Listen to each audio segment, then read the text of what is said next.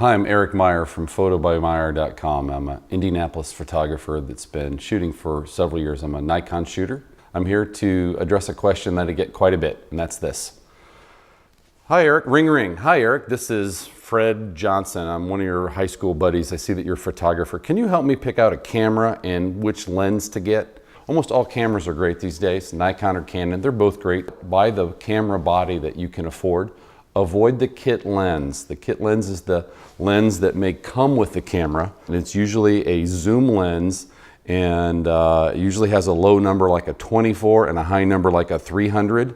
The 24 is for close-up, maybe from here to the camera that's filming me now, or maybe a little bit closer.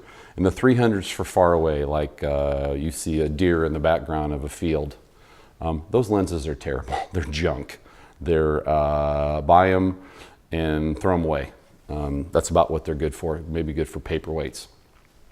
You want to buy the camera body, which is something that looks like this in this Nikon D810.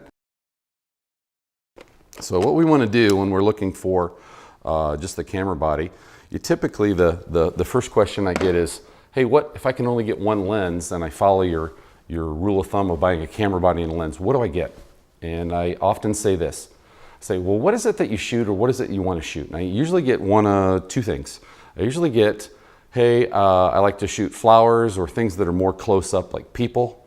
I call that my Christmas present lens, which is you're sitting on a sofa with your family, your relatives, and you're opening up presents, and you're about that far away. Maybe you're up close to the Christmas tree. Maybe you're in the back of the room because you have a whole bunch of family people. That range of a zoom lens is about 24 to 70 for a Nikon lens. And I just happen to have one right here.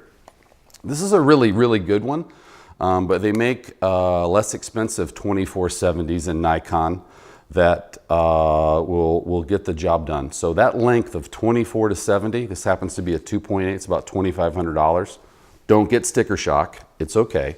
They make these for about $800. It is a fantastic lens. It is an investment. You'll own this lens only, and as long as you don't break it or drop it, or scratch it or leave the lens cap off, you'll own it for your entire life, and it'll do everything you could possibly want. And then have it in your hands. The second thing that people say is, I don't shoot that up close stuff. I shoot far away, and it's typically this. I can't get good shots of my son or daughter at the basketball game, the football game, the soccer game, the lacrosse game, etc. And I just get terrible shots. And I have to ask them about their camera, and I have to ask them about their lens and figure out which is it, the camera, lens, or both. More often than not, it's that kit lens thing I was telling you about that could come on here, right? The one that you buy, that's the package that you get at Best Buy or Walmart or wherever it is on Amazon. These kit lenses are junk. They don't do far away very good. They don't do up close very good. And I'm here to tell you, if there was a lens that did that, I would buy it. They don't. They don't offer it. That being said, the two type of lenses again, the close-up, 24 to 70, and the far away. And this far away here is a workhorse. This is a monster. This is the one that people want if you're a Nikon shooter. It's a 70 to 200. It is an f2.8 VR2. This bad boy goes for about $2,500. They make versions of this for under $1,000. But once you get good quality glass, it'll be the last long lens you ever purchase. So what have I shared so far? I said, number one, buy a camera body, as much as you can afford, without a lens. That's number one. Number two, if you're more close up, buy a 24 to 70, or maybe it's a 18 to 65, or maybe it's a 25 to 90.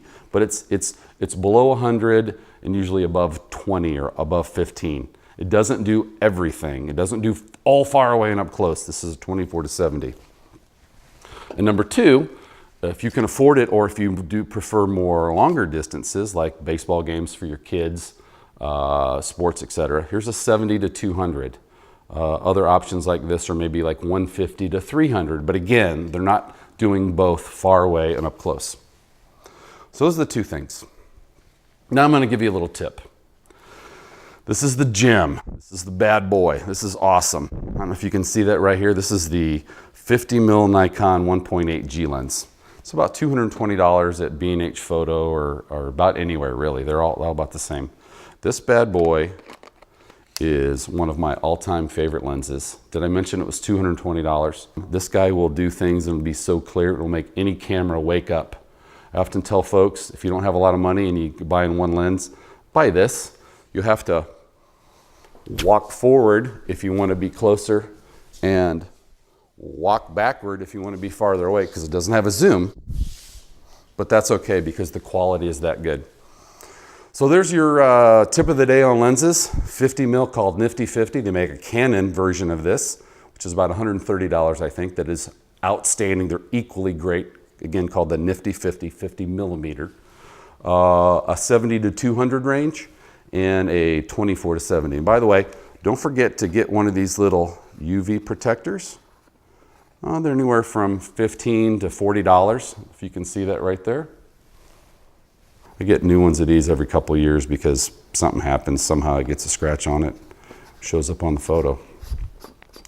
I'm Eric Meyer. You can catch more videos like this on Photobymeyer.com, or you can reach me at my email address if you have a more specific question and you'd like to say, hey, I need help with this.